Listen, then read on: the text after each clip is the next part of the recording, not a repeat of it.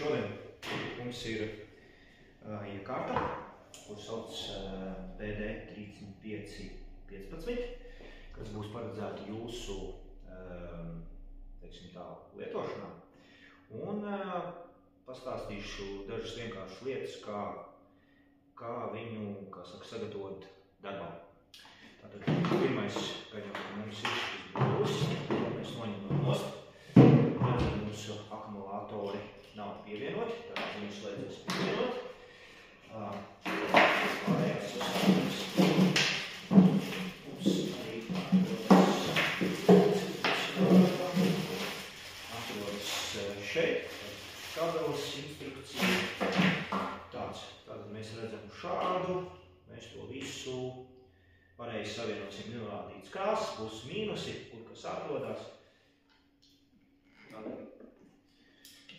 Tad visi kārtībā pārbaudīt, varam pavisam vienkārši ieslēdzot pogu iekšā, un parādīsies indikācija, tātad displejs, respektīvi rāda nodonos, nosaukums, cik stundas, versija, sistēmas versija un režīms un akumulātors stāvoklis. Šeit, es nezinu, jūs redzat, neredzat, šeit tuvāk var noteikti parādīt tātad akumulātora līmenis. Tā, ok.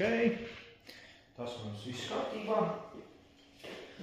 Liekam virsū kabeli. Liekam virsū vāku. Šeit, kā es teicu, ir instrukcija, tātad iekšā ir kabelis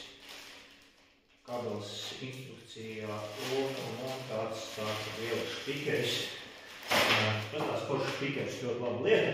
Noteikti ieteikšu novietot kādā redzamā vietā, pēc kā visu, saprast, tur ir intuitīvi, viss ir skaidrs, kā ir uzzīmēts.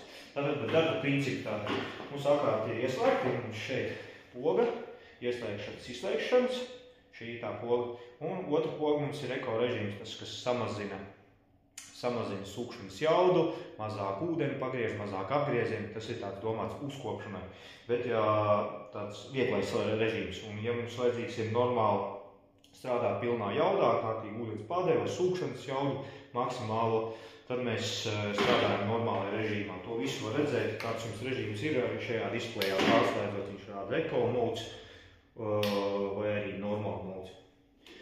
Pie ieslēgšanas to visu var redzēt. Nu, un darba principu visam vienkārši tādā. Viss, kas ir dzeltenā krāsā, ir domāts to, ka jūs viņu varat regulēt.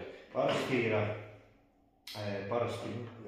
tās ir laktas pacelšana, nospiešanas svīra, kad viņš sāk darboties.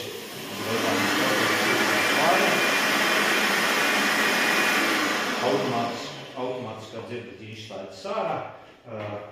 Regulātors ūdens pārdevēji, noliešanas šļūteni, kur ir domāti ļoti svarīgi.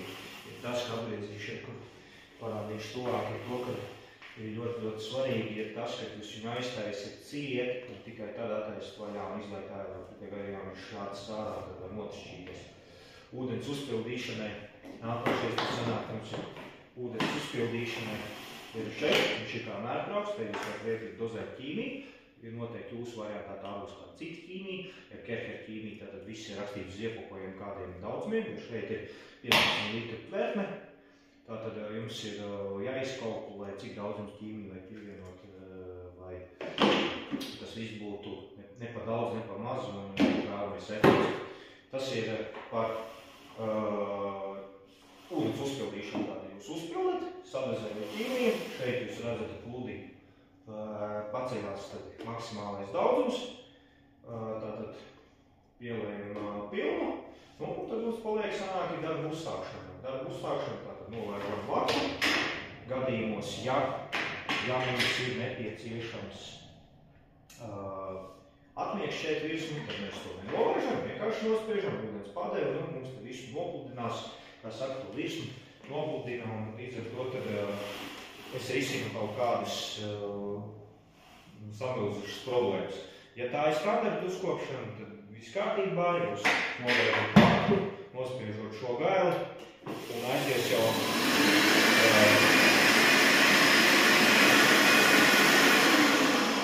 aiziet tīrīšanas process, un jūs vienkārši ejat uz savu objektu, un viņš gan atverš, gan sūc uzreiz to visu netīrumu augšā. Tā kā tur svaigo jautājumu nevajadzētu būt par uzlādi. Tātad viņam ir kabelis, šeit ir uzlādes līgstu, līdzīgi kā datoriem standarti, tātad mēs viņu iestrādājam iekšā, varam un pievienam lādēt, varam aktīvi lielā akumulātoru, jūs varat atstāt lādēties, lādēšanas laiks, ja nemaldos, ir 8 stundas, un indikācija jums parāda, kāds status viņš pilns, tad notiek automātiski atslēgās normālā lādēšanas procedūras, teiksim tā. Tad jūs to vadu varat, protams, atvienot, tā kā viņš šeit, otrajā gadījumā jūs varat to visu atstāt iekšā un uzstīt šeit virsū, lai tas vārds nekur nepazūd. Nu, tas, kā kuram ir ērtāk, tas no tāda lietošanas viedokļa. Jā, tas ir par lādēšanu. Nu, tad paliek pēdējais, protams, ir, ka jūs varat pieregulēt, kā jums ir nepieciešams, un šos pieregulēt, kāds jums ir vēlamais leņķis. Ir īsāk, garāki, kā saka, augumā cilvēki, varbūt ērtāk strādāt, jūs varat atregulēt jums ērtākā leņķī. Tas ir viens, un otrs ir, ka jūs vēl šeit apakšējā daļā jūs varat atregulēt, cik augstu jums tas ir nepieciešams, tā ir tāda forša lieta. Nu tā, tas tādās lielās vilcienos ir viss, tātad iekārta ir ļoti, teiksim tā, diezgan primitīva. Sasūto ūdeni, to, ko jūs, protams, savāksiet darba procesā, viņš viss sakrāsies šeit. Tad jūs, protams, to varat izliekt caur šļauku paredzēto, tas ir nolaidis šļūteni, kā arī, ja nav daudz iekšā, to visu mūs izskalot. Bez nekādām problēmām, ja laiku nelietosiet. Un ir drošības arī pludiņš, jā, tādā interesanta lieta ir, kad nav nekāds digitāls tur vārstī vai kaut kādi devēji, kas jums pasaka, ka jums tvertne pilna, te ir diezgan vienkārši, tad sūcot augšā sasniedzot kritisko līmeni, pludiņš pacēs uz augšu, tad jums tāda dobēna skaļa, kad nekas vairs nenotiek, un to jūs redzēsiet to, ka jums viss ūdens vairs netiek uzsūkts augšā, un te jūs saprotat, ka jums pilns. Tad apturiet iekārtu, iztukšojiet tvertni, nodējiet visu šīs daļas, lai nebūtu ar kaut kādiem grūžiem, kas būs neveicinās vakumu, jo principā ļoti svarīgi to, ka viņš pats iesūcās klāt. Nav vajadzīgi kāds duris jūs uzspiežat virsū, un viņš ar savu vakumu pievalkās klāt, lai varētu funkcionēt apakšējā daļā sliede, normāla uzsūkšanas sliede. Nu tā. Tas arī kopumā visi, protams, ja jums ir kaut kāda papildus jautājuma, jūs to visu varat jautāt mūsu speciālistiem.